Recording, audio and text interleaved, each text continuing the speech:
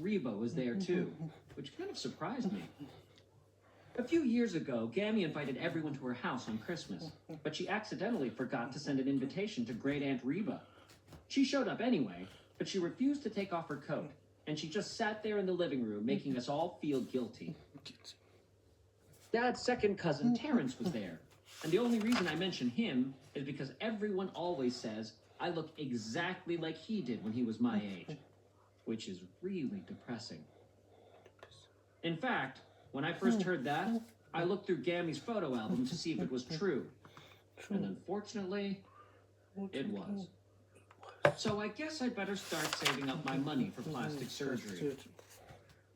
Dad's cousin Byron was there, and I wasn't too excited to see him either. At the last family reunion, Gammy sent Byron out to get milk, and I rode with him, but he hit a pothole and got a flat tire about half a mile from the house. Byron told me to go to the house and get help, and on my way back, it started raining.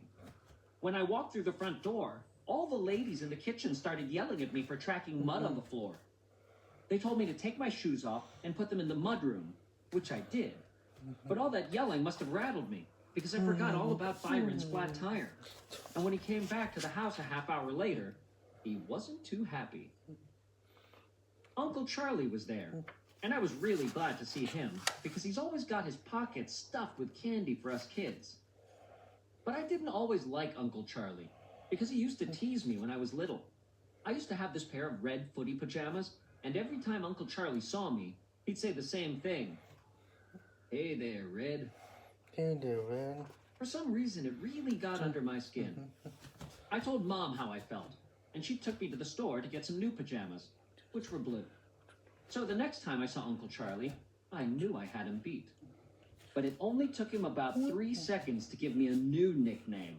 And yep, you guessed it. Whenever he saw me, it was, what do you say, Blue? The only person who didn't show up to Gammy's was Uncle Lawrence. But that wasn't really a big surprise. Uncle Lawrence is always traveling, and he almost never comes to family gatherings.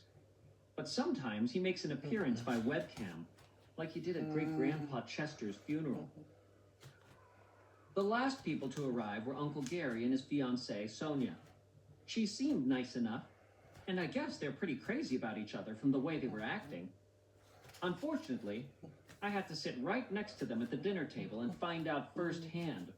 They were kissing and smooching the whole time, and it was gross. Dad told us on the way down that Sonia was kind of sensitive about the fact that Uncle Gary was married before, so we shouldn't bring it up. Apparently, Sonia told Uncle Gary that he was going to have to get the tattoo on his left arm removed because it had his last wife's name on it, Lydia.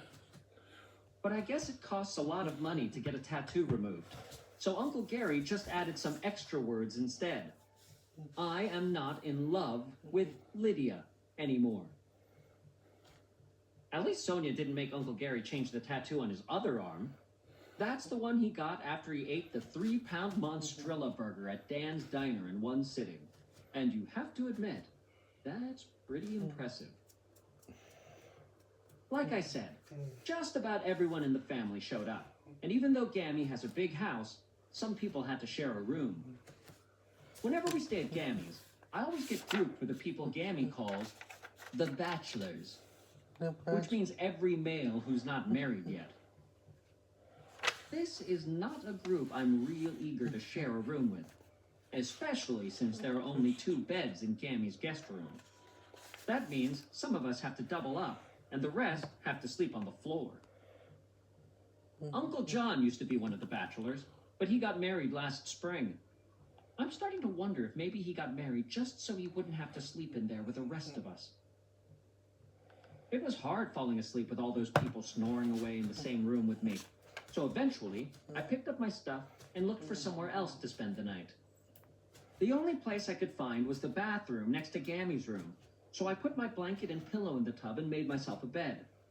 It wasn't comfortable, but at least I had some privacy behind the shower curtain. Luckily, when Gammy came in this morning for her bath, I woke up in the nick of time, before she took off her bathrobe and climbed in with me.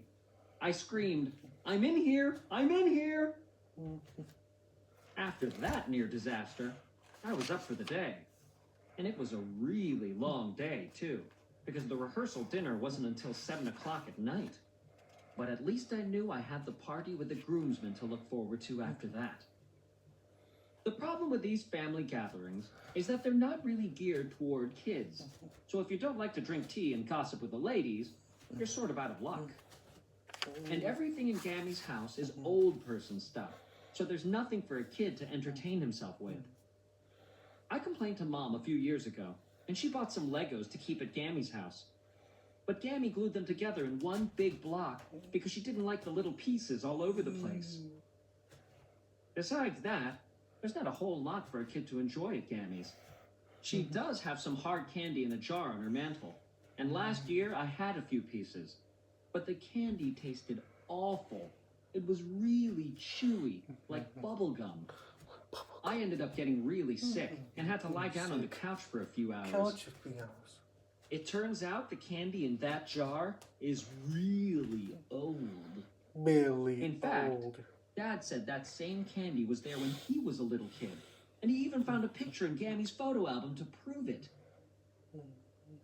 Speaking of pictures, Gammy really needs to update the one she's got on her mantle.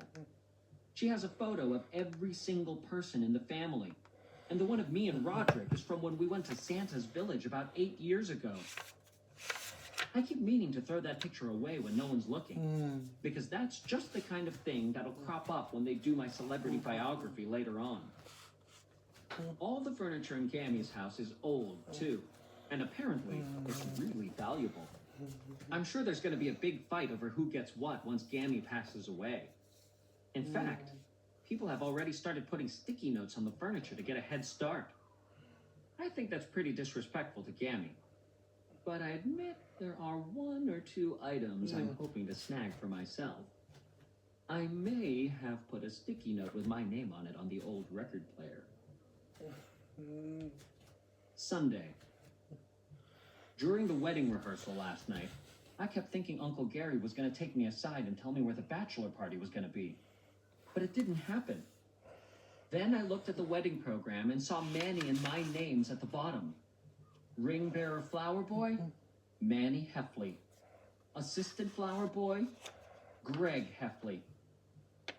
Please, no flash photography in the church. I tried to get out of it and turn my assistant flower boy duties over to Benji, but Mom said he was a reader this year. And besides, me and Manny had matching white tuxedos. So while Rowley was having a blast at Jordan Jury's party, I was holding a basket filled with rose petals for Manny. And I noticed Roderick was taking a bunch of pictures, so I'd be surprised if he hasn't already uploaded them by now. After the wedding ceremony, we went into the hall where the food was being served. But before we started eating, Uncle Gary's best man, Leonard, stood up and gave a toast. Leonard said he had a really funny story about Uncle Gary and Sonia from when they were dating, and he wanted to share it with everyone. He said that a couple of months ago, Uncle Gary took Sonia to a baseball game, and he was planning on breaking up with her because he wanted to start dating her sister instead. But before Uncle Gary could have the breakup talk with Sonia, a plane flew across the sky with a banner behind it that read, "Marry me, Sonia." Leonard said there must have been some other guy in the stadium with a girlfriend named Sonia, but Uncle Gary's Sonia reacted before he had a chance to say anything. Yes! Yes! Yes, yes. Leonard said Uncle Gary wanted to explain that it was all just a misunderstanding, but he was too afraid that the guys in the seats around him might beat him up if he let Sonia down. So Uncle Gary decided to go along with it. At first, I thought Leonard's story was just a joke, but Uncle Gary wasn't exactly jumping out of his chair to say it wasn't true. Anyway, I have a feeling we'll be back next year for Uncle Gary's 5th wedding.